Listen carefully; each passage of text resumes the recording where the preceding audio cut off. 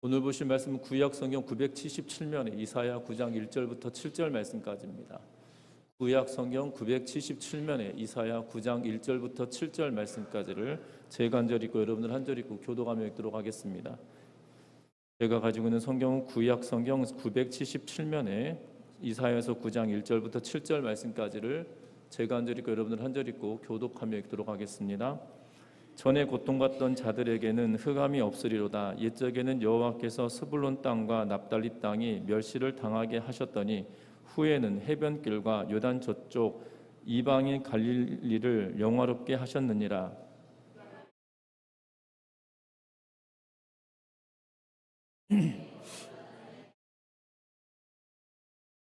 주께서 이 나라를 창성하게 하시며 그 즐거움을 더하게 하셨으므로 추수하는 즐거움과 탈취물을 나눌 때의 즐거움 같이 그들이 주 앞에서 즐거워하오니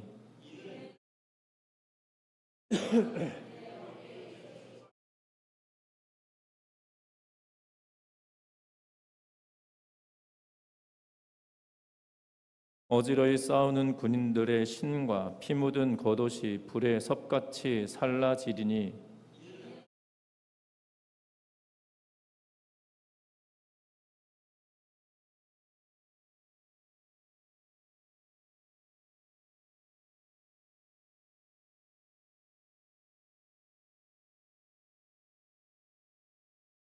같이 읽습니다. 그 정사와 평강의 더함이 무궁하며 또 다윗의 왕자와 그의 나라에 군림하여 그 나라를 굳게 세우고 지금 이후로 영원히 정의와 공의로 그것을 보존하실 것이라. 만군의 여호와의 열심히 이를 이루시리라. 아멘. 우리 서로 인사 나누고 말씀 나눕니다. 사랑하고 축복합니다. 1930년대 미국의 경제공황으로 어려움에 처해 있을 때입니다. 로버트 메이라고 하는 동화 작가가 있었는데 5년 넘게 병상에 누워있는 병든 아내가 있었습니다. 이미 병원비와 생활비는 바닥이 났고 가진 것이 없었던 이들에게는 병원비를 지불할 수 있는 여력이 남아있지 않았습니다. 메이는 죽음을 앞둔 아내를 위하여서 동화 한 편을 지어줘야 되겠다라고 생각을 하고 그리고 동화를 써서 부인에게 읽어주어야 되겠다라고 생각을 합니다. 그래서 죽음을 앞둔 아내를 위해서 동화 한 편을 쓰게 되는데요. 그 동화의 내용은 이렇습니다. 코에 빨간 불빛이 비추는 사슴에 관한 이야기, 우리가 잘 알고 있는 루돌프에 대한 이야기입니다. 루돌프는 특이한 자신의 코 때문에 친구들에게 놀림을 받았지만 잔뜩 흐린 날이었던 어느 크리스마스 날 어둠을 밝히는 루돌프의 코 때문에 산타클로스가 안전하게 선물을 전하게 되었다라는 이야기의 동화입니다. 메이는 아내에게 밝은 희망을 이야기해주고 싶었고 그리고 아내는 남편의 사랑에 담긴 동화의 감동을 받았습니다. 아내는 숨을 거두기 전에 이 동화가 많은 아이들에게 읽혀지기를 소망했고 이 동화는 아내의 소원대로 많은 아이들에게 읽혔을 뿐만 아니라 이 동화책을 읽지 않았던 분들도 노래를 통해서도 이 동화의 내용들을 이미 알고 있지 않습니까? 제가 어렸을 적 주일학교에서 이 성탄 전야 행사를 할 때마다 꼭 이 노래는 빠지지 않았던 것 같습니다. 루돌프 사슴 코는 매우 반짝이는 코 이렇게 불렀던 그 성탄절에 예수님을 찬양하는 노래가 아니었음에도 불구하고 교회 안에서 많이 불려졌던 그러한 노래이기도 합니다. 그래서 이 지금까지도 많이 전해지고 있는데 어떻게 보면 힘들 때일수록 힘을 주고자 했던 그 메이의 마음이 고스란히 전달된 것 아니겠나 싶은 생각이 들어집니다. 여러분들 성탄절은 우리에게 어떤 의미가 있을까요? 예수님이 이 땅에 오셨다는 것은 도대체 어떤 의미이겠습니까? 단지 2000년 전에 한 아기가 태어났다는 것 그리고 2000년 전에 한 아기가 태어났다는 것이고 또한 그 아이의 탄생을 축하하는 것 그것만이 성탄절의 전부는 아니라는 사실입니다. 어찌 보면 성탄절의 무게는 내가 은혜를 경험한 무게만큼 느끼는 것이 성탄절의 무게가 아니겠나라는 생각이 들어집니다. 예수님께서 나를 위해 십자가 지시기 위하여 이 땅에 오셨다는 사실에 대한 그 무게는 다른 걸로 측량되어지는 것이 아니라 나를 향하신 하나님의 은혜가 내가 얼마나 깊이 깨닫느냐에 따라 그 무게가 달라진다는 거죠. 그러면 예수님은 우리들에게 어떤 의미가 있는지 오늘 성탄절 전에 마지막 주일인데요. 이 예수님의 탄생을 생각하면서 말씀을 같이 나누었으면 좋겠는데, 먼저는 6절 말씀 같이 한번 읽어보겠습니다. 6절의 말씀입니다. 같이 읽습니다. 한 아들이 우리에게 주신 바 되었는데 그의 어깨에는 정사를 메었고 그의 이름은 기묘자라 모사라 전능하신 하나님이라 영존하시는 아버지라 평강의 왕이라 할 것임이라. 아멘. 오늘 성경의 말씀에 보면 이렇게 이야기합니다. 6절 말씀 같이 그냥 띄워놔 주시겠습니까? 6절 말씀을. 6절 말씀에 보면 그의 어깨에 정사를 메었고 라고 기록하고 있는 그러한 모습을 보게 됩니다. 여기서 정사를 메었다는 것은 단순히 한 아기가 태어났다는 것을 말하고 있지 않습니다. 어찌 보면 우리의 삶에 큰 변화가 일어날 것을 이야기하고 있는 것을 보게 되죠. 이 정사라고 하는 것이 이 세상이 돌아가는 그러한 일들을 두고 정사다. 때로는 한 나라가 움직여가는 일들을 두고 정사다라는 표현을 쓰게 되는 것을 보게 됩니다. 그 나라가 움직여가는 것, 세상이 움직여가는 것을 그 어깨에 메었다고 하는 것은 엄청난 변화가 일어날 것에 대하여 이야기하고 있는 것을 보게 되죠. 우리는 어떻게 보면 이 본문 성경을 읽을 때 크게 걱정하거나 두려운 마음이 없이 이 본문을 읽어가게 됩니다. 그러나 어떻게 보면 그 어깨에는 정사를 메었다라는 표현 자체가 우리에게 어마어마한 변화가 있을 것을 우리에게 예고하고 있기에 어떻게 보면 긴장해야 되는 그러한 상황인 것을 보게 됩니다. 어제 저녁에 주일학교 학생들이 찬양 연습을 하는데요. 우리 교회에서 가장 큰 학생이었던 성근이가 갑자기 제 앞에 새카맣게 서 있는데 얼마나 깜짝 놀랐는지 모릅니다. 게다가 젊은 것 같습니다. 하얀 반팔을 입고 돌아다니는데 이 시기에 최근 들어 가장 추운 날씨가 어제 아니었겠습니까? 그럼에도 불구하고 하얀 옷에 반팔을 입고 돌아다니는데 깜짝 놀랐었습니다. 분명한 것은 그런 놀람이 있죠.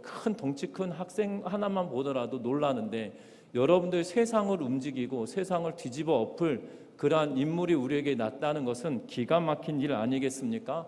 분명한 것은 이분이 바로 예수 그리스도가 이 땅에 오시는데 어떻게 오시느냐? 세상을 뒤집어 엎을 만한 권세를 가지고 이 땅에 오심을 이야기하고 있는 걸 보게 됩니다. 다음 페이지 넘겨주시겠습니까? 6절 하반절 보면 그의 이름은 기묘자라고 이야기하고 있는 것을 보게 됩니다. 예수님에 관한 이야기, 예수님에 대한 이름들을 이 본문에선 설명하고 있는 것들을 보게 되죠. 그래서 예수님에 관한 이름은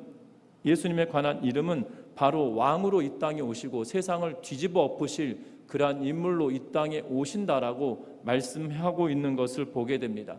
그래서 예수님의 이름을 나열하면서 말하는데 여기서 그의 이름은 기묘자라고 표현을 하고 있는 것을 보게 되죠.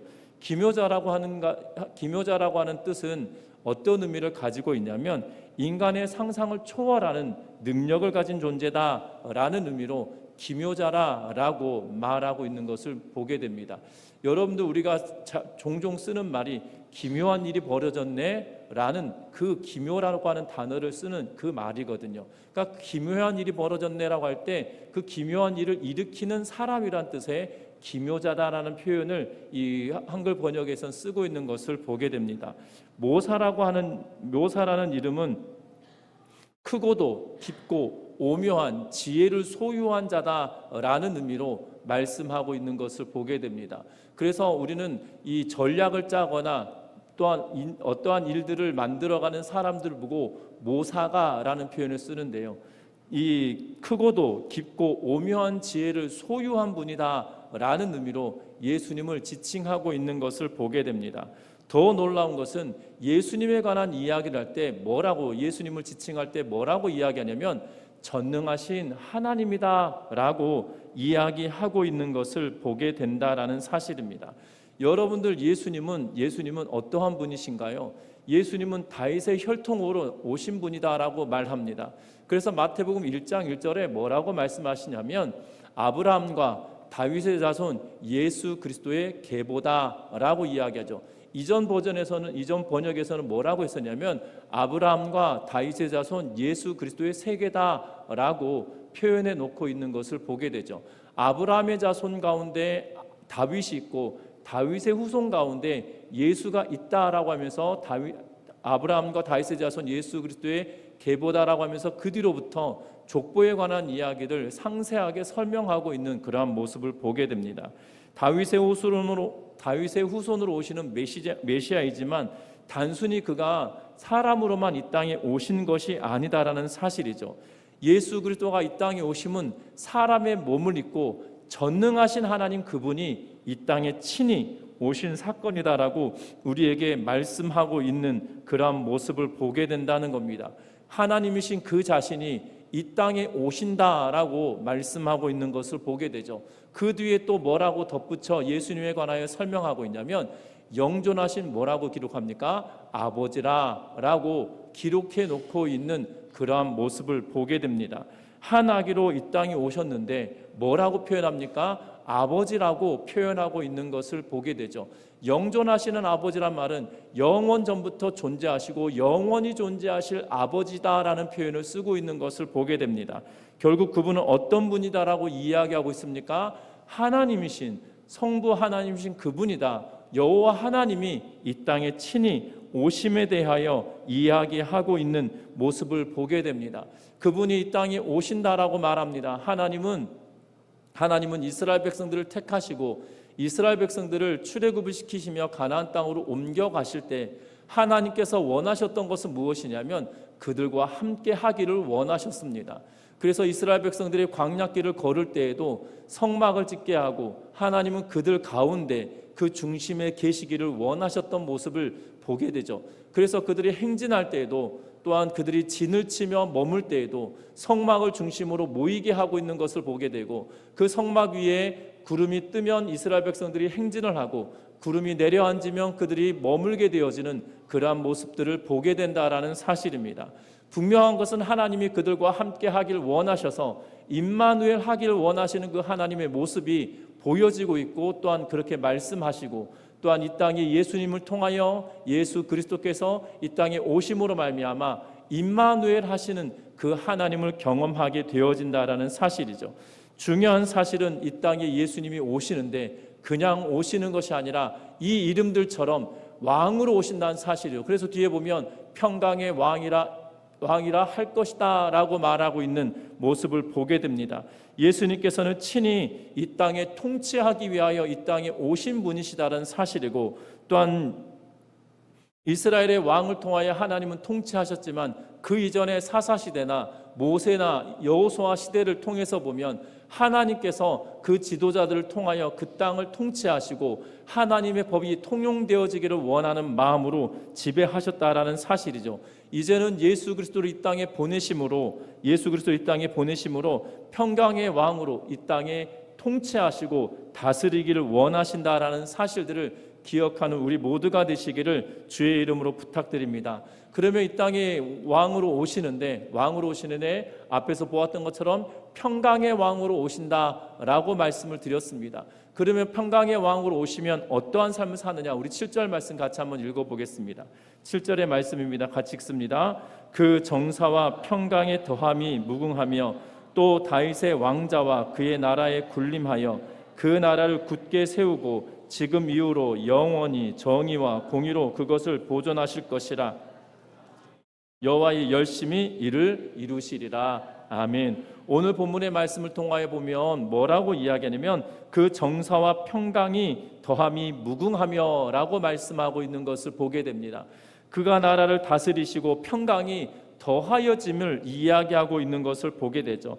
예수님께서는 평강의 왕으로 이 땅에 오시는데 그냥 평강의 왕으로 오심은 그냥 되어지는 것이 아니라 예수님께서 이 땅에 오심으로 말미암아 정사와 그리고 평강으로 인하여 그것이 무궁하여질 것에 대하여 이야기하고 또 다윗의 왕자 그의 나라에 군림하여 그 나라를 굳게 세우시고 지금 이후로 영원히 정의와 공의로 그것을 보존하실 것이다 라고 말씀하고 있는 것을 보게 됩니다.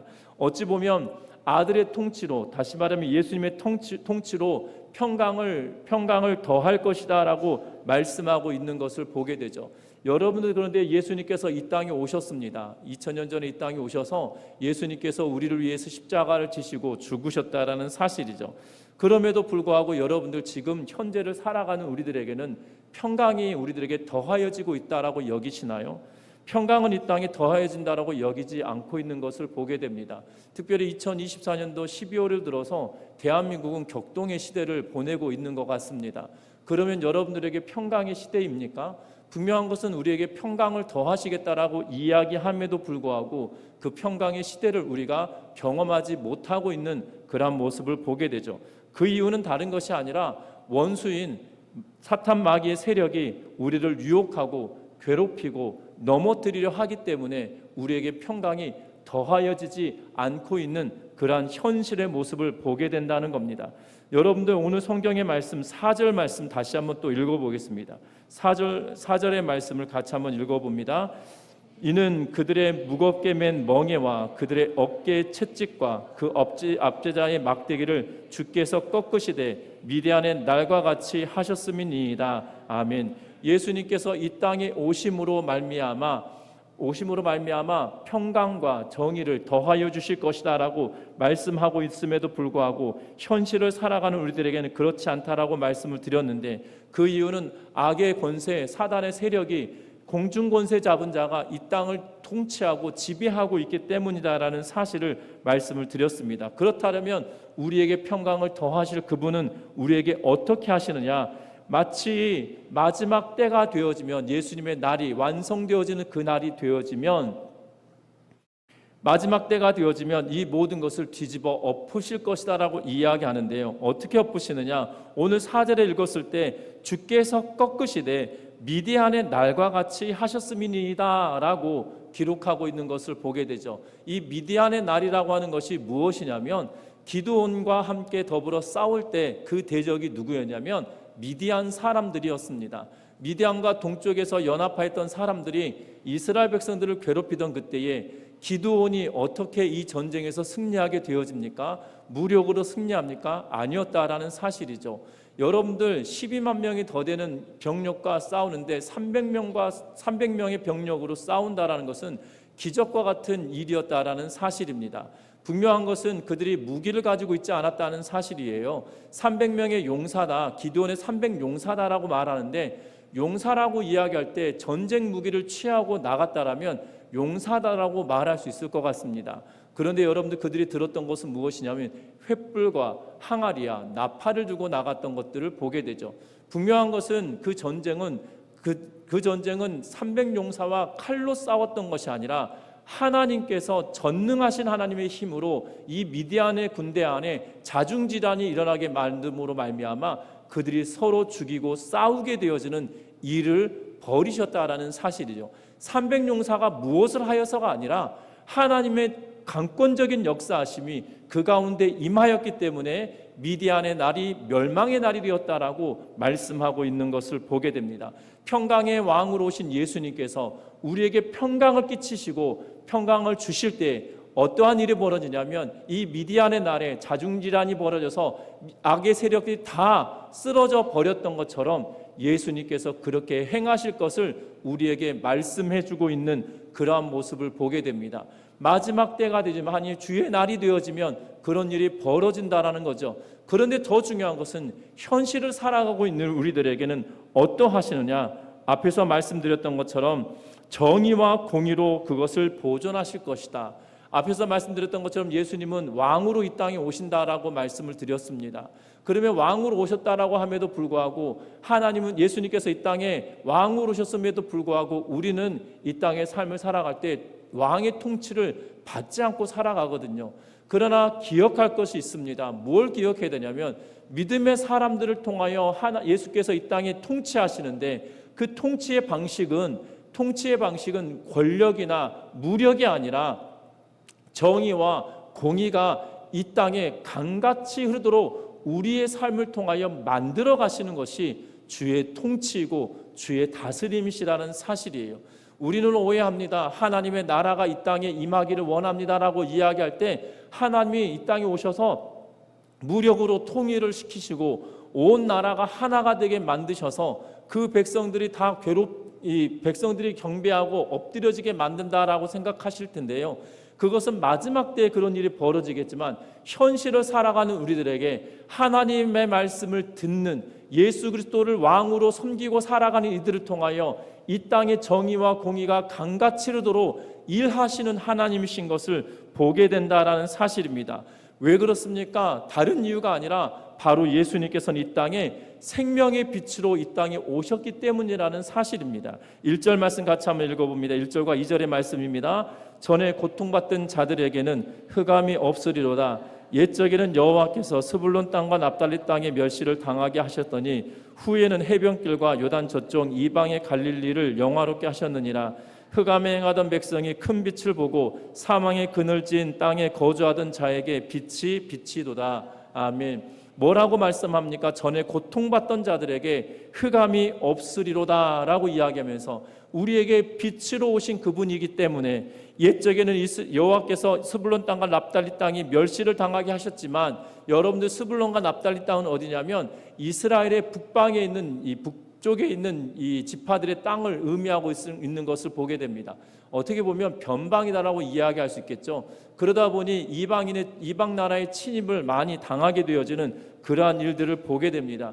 그러다 보니 멸시를 당하기 일쑤였던 것을 보게 됩니다. 심지어 요단 저쪽 이방의 갈릴리라고 표현하면서 이 이방의 갈릴리라는 표현을 쓰고 있는데 갈릴리 땅도 그 당시만 하더라도 그렇게 유명한 사람들로부터 이 선망의 대상이 되어지는 곳이 아니었음을 보게 됩니다. 심지어 예수님께서 이 땅에 태어나실 때 그 갈릴리 지방은 또한 나사렛이라고 갈릴리 지역 안에 속해 있는 나사렛이라고 하는 땅은 사람들이 무시할 만한 그러한 땅이었죠. 그래서 이 빌립이 전도할 때 그의 친구가 뭐라고 말합니까? 나사렛에서 선한 것이 날 수 없다라고 이야기하고 있는 것 보아서는 그곳에서 메시아가 났다는 것은 불가능한 일이다라고 말하듯이 그렇게 취급되어지는 지역이었습니다. 그런데 뭐라고 이야기하냐면 스불론과 납달리 갈릴리를 뭐하게 하셨다고요? 영화롭게 만드셨다라고 이야기합니다. 또한 흑암에 행하던 백성이 큰 빛을 보고 사망의 그늘진 땅에 거주하던 자들에게 빛이 비치도다라고 말씀하고 있는 것을 보게 되죠. 여러분들 중요한 것은 생명의 빛 대신 예수 그리스도께서 이 땅에 오셔서 저와 여러분들을 만나 주셨다라는 사실입니다. 사망의 권세에 놓여있던 죄악의 권세에 놓여있던 저와 여러분들 만나 주심으로 말미암아 하나님의 백성 되게 하시고 하나님의 자녀가 되도록 만들어 주셨다라는 사실이죠.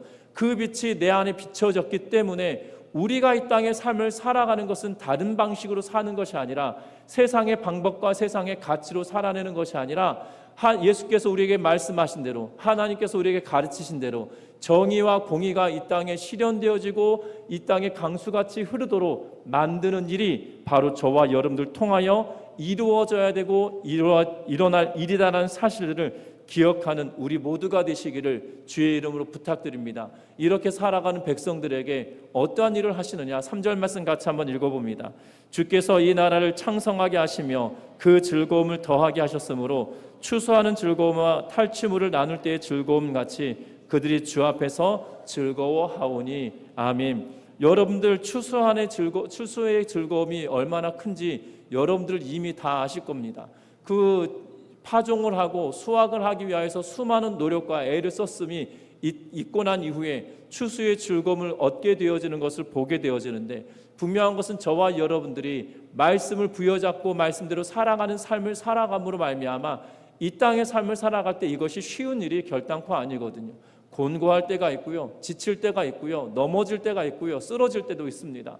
그러할 때마다 주의 말씀을 부여잡고 믿음으로 한 걸음씩 나아가야 된다는 사실이죠.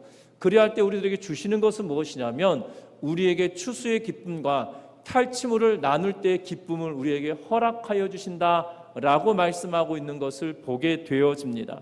여러분들 우리에게 그 즐거움이 우리에게 주어진다는 사실들을 기억하면서 저와 여러분들이 마지막 때에 정말 예수 그리스도의 탄생을 다시 한번 기억하면서 왕으로 오시고 빛으로 오시고 평강의 왕으로 오신 그분을 내가 모셔드림으로 말미암아 믿음으로 온전히 살아가는 우리 모두가 되시기를 주의 이름으로 부탁드립니다.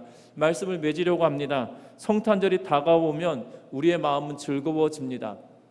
제가 이 대학 다닐 때만 하더라도 그때만 하더라도 대한민국에 저작권에 대해서 그렇게 강력하게 이렇게 저작권에 대해서 강력하게 이렇게 처리하지 않던 그러한 시대를 살았기 때문에 오죽하였으면 우리 대한민국에는 길보드 차트가 있다라고 하면서, 여러분들 제가 대학 다닐 때만 하더라도 길거리에 리어커에서 이 음반을 팔고 카세트 테이프를 팔았던 때가 있거든요. 그것이 다 정식 발매가 된 게 아니라 이렇게 복사해가지고 팔았던 것들이었는데요. 그럼에도 불구하고 길보드 차트라는 표현을 썼죠. 그러면서 그 길거리에서 이 11월 말이 되어지면 성탄 찬양의 캐롤송이든 성탄 찬양이든 그렇게 많이 울려 퍼졌습니다. 길거리를 지나갈 때마다 옷가게에서는 캐롤송이 울려 나왔고, 그리고 수많은 가게들에서 이 시즌만 되어지면 캐롤송이 나왔거든요. 그런데 여러분들 이 주변에 성탄 캐롤 들어본 적이 있으시나요? 잘 듣기 어렵습니다. 그 이유는 다른 게 아니라 저작권이 강화되어져 버렸기 때문이에요. 그래서 내가 음반을 사더라도 공공장소에서 틀 수가 없어요.